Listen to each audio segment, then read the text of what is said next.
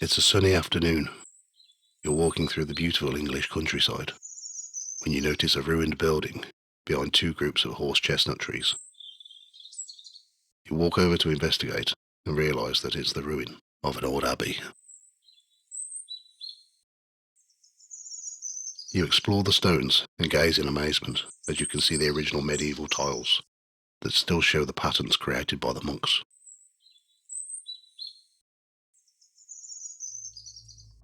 You suddenly feel cold. The air is gloomy. The sky seems darker than it was. You look around, and a hooded figure is standing behind you, staring at you, just a few feet away. You can't see his feet. It's like they're buried in the ground. In terror, you run back to the footpath, and you suddenly feel the sun return, gently warming your face again.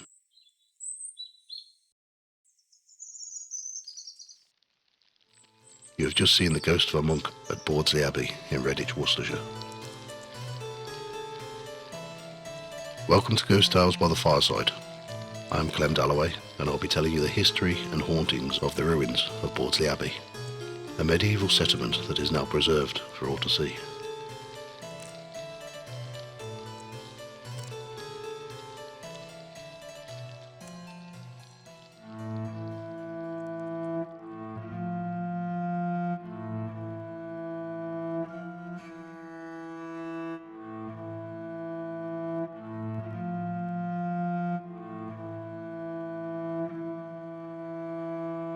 Bordesley Abbey is situated to the northern part of Redditch. Redditch was designated a new town in 1965, but its roots run much deeper. In June 1138, Wallerand de Beaumont was given the title of the first Earl of Worcester. To mark his arrival in the county, he gave a large portion of the land in the Forest of Feckenham to the Cistercian monks from Garendon Abbey in Leicestershire to fund Bordesley Abbey. The land was marshy, with much woodland and thick brambles, and not many people had settled in the area. The first buildings would have been wooden structures, as the priority was to clear the land for farming and other work. When the stone abbey was complete, the floors were prone to flooding and would sink due to the marshy land not being drained. The monks built a complex drainage system and diverted the nearby River Arrow to help drain the meadow where the abbey was built. The new course went in a straight line for nearly a third of a mile and was divided into drainage channels and ditches. Some were redirected to make fish ponds to supplement the monks' diet, and others to power a watermill and sanitation. The abbey had around 20 granges, including Hull Grange in Tardebigge, and their main source of income was sheep farming. This was a very lucrative business for the abbey, so good that they were heavily taxed in 1210 by King John, who demanded £40,000 in weight of silver. Daily life for the monks would have been tough. They laboured hard, farming, fishing, building, as well as having to follow a strict daily religious ritual.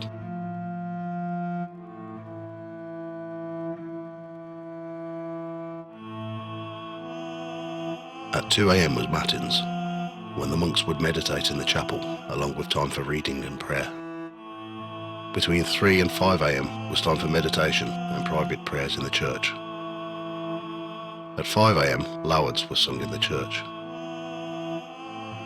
6 a.m. was prime, the first service of the day, followed by Mass, the major church service of the day. 7 a.m. would have been tierce, the second service of the day. At 8 a.m. was the chapter meeting, where everyone would receive their tasks for the day from the abbot. 8:30 was breakfast time. 9 o'clock until midday was time for work. 12 o'clock midday was sext, a midday service for those in the abbey. 1 until 3 p.m. was work.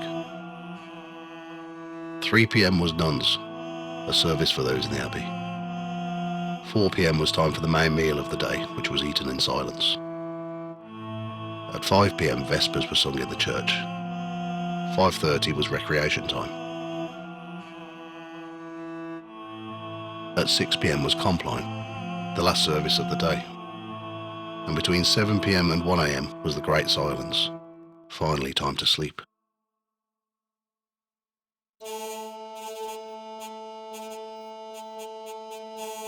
The abbey was demolished in 1538 by order of King Henry VIII during the dissolution of the monasteries, and the property was sold, but not before many of the local villagers of Redditch took a lot of the masonry to reuse as building materials, and later for use as headstones, some of which can still be seen at the site today.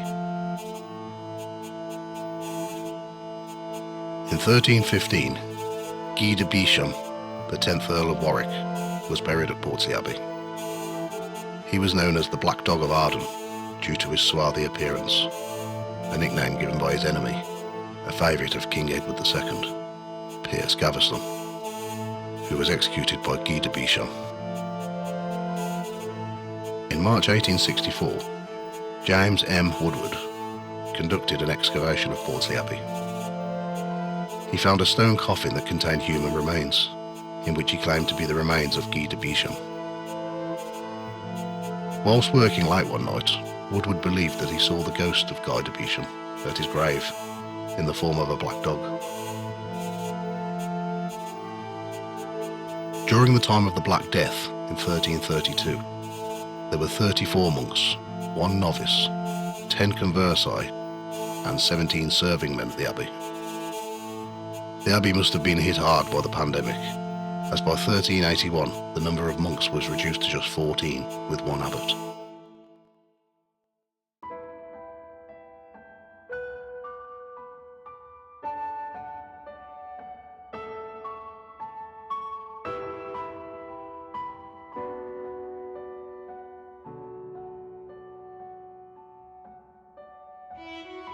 The main industry of Redditch during the 17th century was needle making, and this was carried on in the town through to the early part of the 20th century.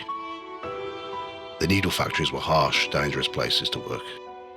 The average lifespan of a needle pointer was just 32. They would suffer from pointer's rot, a lung disease that was caused from breathing in the metallic dust from sharpening the needles on the grindstone and the dust from the grindstone itself. These men really did work hard and play hard, well known for bare-knuckle boxing and heavy drinking. When there were no fights planned, they would fight each other for entertainment and practice. A famous needlemaker from Redditch was Thomas Paddock, also known as the Redditch Needle Pointer, who became an English champion bare-knuckle boxer in the early Victorian era. During the early Victorian cholera epidemic, there were 80 cases in Redditch. 38 died and were buried together in a plague pit near to the ruins of Bordesley Abbey. Close to Bordesley Abbey is the Forge Mill Needle Museum, which was a needle mill that was built in 1730, maybe on the site of a previous mill. Forge Mill is the only needle mill that is still in working order. It has a huge water wheel that is connected throughout the museum by a series of bouts that is powered by the River Arrow. Staff at Forge Mill often hear creaks in the floorboards and other noises all of the time, which is expected in old buildings. When one member of staff was working late one evening and everyone else had gone home, she locked up so no one could gain entry. As she was working in the office, she heard the sound of footsteps coming from the gallery area and towards the office door. She was waiting, trembling with fear, waiting for someone or something to open the door, but there was nothing. This wasn't the first time she'd heard the footsteps. They are light and quick, believed to be that of a woman. There was another time when she was in the office, when she heard the entrance door open. She thought it was another member of staff, so she shouted down to tell her that she was in the office. She had no reply, so she went down the stairs to see where her colleague was, but there was no one there. She remembered that she'd locked the entrance door so that no one could enter. When she asked her work colleague where she had been, she said that she'd been in the Bordesley Abbey visitors section of the museum, which isn't attached to the mill. In the early hours one morning, an alarm was set off and an alert was sent to one of the key holders of the museum. She attended Forge Mill with her husband, and they went to the scouring mill section of the building. They heard the voices of two women coming from the upper floor. They went upstairs shouting that whoever is there shouldn't be there. But as they reached the top of the stairs, there was no one around. An old Redditch story tells of a young woman who worked at the mill, who was having an affair with the owner. When he rejected her after she believed that they were in love, she threw herself from one of the windows on the top floor of the mill. Her body went into the pond at the rear of the mill and was swept into the water wheel, where she was torn to pieces. The workers managed to find and gather most of her body parts, but not all of them were recovered. People believe that she returns to the mill to look for her missing body parts. Residents in the houses behind Forge Mill have seen phantom monks walking through the walls and houses and across gardens. Monks have been seen all over Redditch, including the Kingfisher shopping centre, a mile away from the Abbey. A security guard was about to use the elevator in Canon Newton House one night, when he noticed that a man dressed in robes like a monk was standing behind him. He ran to the elevator and pressed the button for it to go down. But as the doors shut, he noticed that the ghostly monk had followed him in, as he could see him in the mirror. As the elevator went down to the next level, the monk stayed on the upper floor level. The guard refused to work on the upper floor again. In the 1960s, a Redditch man who emigrated to Australia was trout fishing in one of the little streams that feeds into the River Arrow, just south of the Abbey ruins. It was an overcast day when he caught a glimpse of two figures in cassocks, heading down the road towards Bordesley Corner. He said that the strange thing was that although he had a clear view of the road from beneath the hedgerow, he could not see their legs. He could only see their heads and shoulders.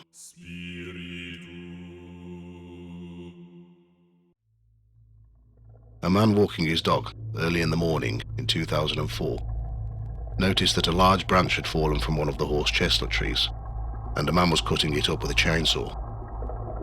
On that same evening, he took his dog for a walk over the meadows, accompanied by his wife and a friend who was staying with them for a week. He showed them the huge sections of logs that had been cut up earlier in that day, and his friend picked one up to take home for a craft project. As they were leaving, a hooded figure that looked like a monk walked towards them and just stared at them. They said that they couldn't see the bottom half of his legs. It's like they were buried in the ground. There are a lot of mounds around the site of the Abbey that are from where archaeologists have recovered the site up after excavation, so perhaps the ground level is now higher than it was when the monks were alive.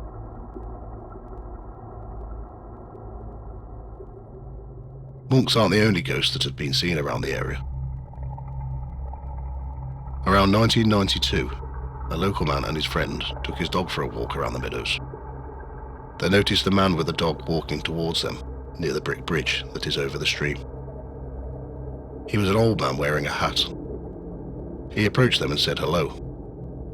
After he walked past, the dog that they were walking tried to pull away in the opposite direction of the man and his dog, which was unusual for him, as he liked to greet everyone. As they looked around to try and control the dog, the man and his dog had gone. They'd just disappeared. They said that the strange thing was that he looked like a normal living man, not transparent like in the movies.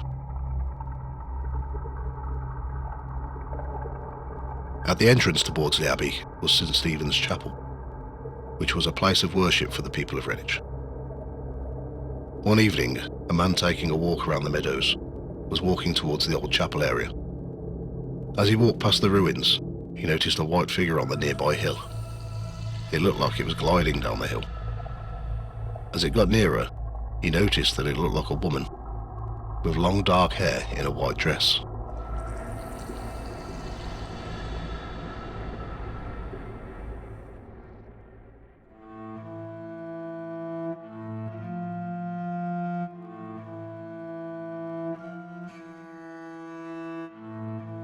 People who lived in the town would use St Stephen's Chapel for Sunday service until 1805, when it was dismantled and relocated on the green in the town centre. It was finished in 1855. St Stephen's Church in Redditch town centre still has part of an original tiled floor from the abbey. In the 1990s, a group of teenagers would regularly walk all over Redditch and the surrounding areas. One night they were walking from the Bordesley area, a local housing estate, and towards the site of the original St Stephen's Chapel, next to the track that leads to the abbey ruins. There was a low-lying mist across the meadows, which made the abbey look spooky as it disappeared under the fog. It was around 2 AM, and they were standing near the big tree that stands amongst the old graves, when they heard a loud noise that echoed across the meadows. It sounded like someone was using an axe to chop a tree down. It continued for around half an hour. They walked around but couldn't find the source.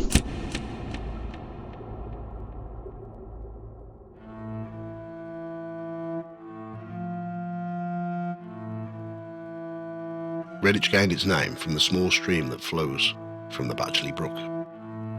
It has a dark orange colour caused by the red marl that is abundant in this area.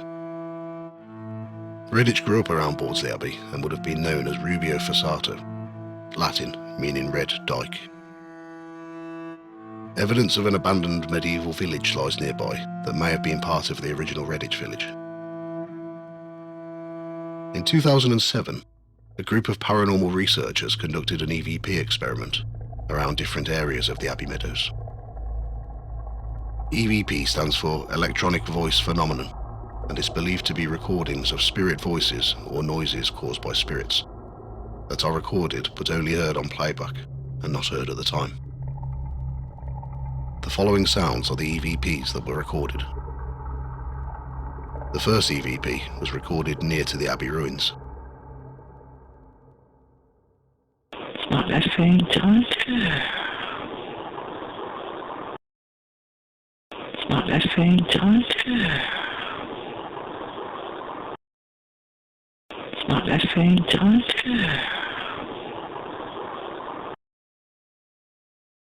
This next EVP was recorded near the Red Ditch.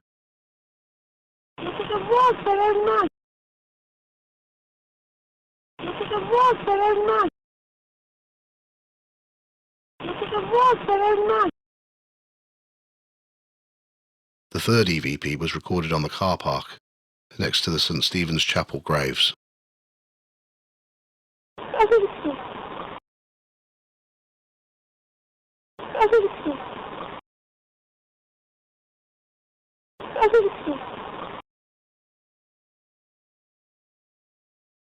If you would like to find out more about Bordesley Abbey in Redditch, log on to the Facebook page, facebook.com/Ghost Tales Podcast, where you'll find a few links.